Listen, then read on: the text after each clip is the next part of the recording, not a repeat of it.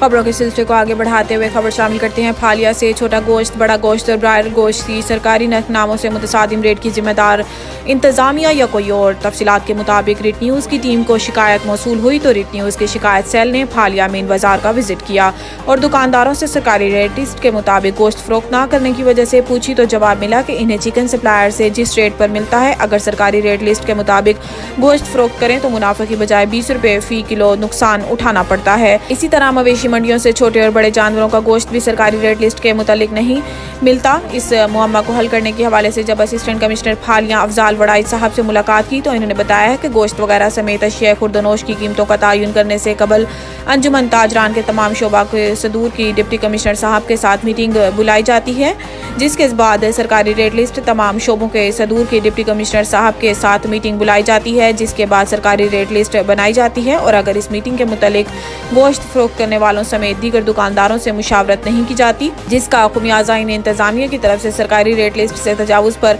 इन्हें भारी जुर्मानों की सूरत में अदा करना पड़ता है। लिहाजा ताजरों की नुमाइंदगी करने वाले सदूर छोटे ताजरों के साथ मुशावरत के बाद डिप्टी कमिश्नर साहब की मीटिंग में पोजीशन वाजे किया करें। इसके अलावा जब असिस्टेंट कमिश्नर फालिया चौधरी अफजाल वड़ाइच साहब से शहरियों के लिए पार्क और पार्किंग और स्ट्रीट लाइट्स के हवाले से गुफ्तगू हुई, जिस पर असिस्टेंट कमिश्नर फालिया चौधरी अफजाल वड़ाइच ने यकीन दिलाया कि वो खिदमत खल्क पर यकीन रखते हैं और इंशाअल्लाह अल्लाह फालिया शहर को एक मिसाली शहर बनाकर दम लेंगे।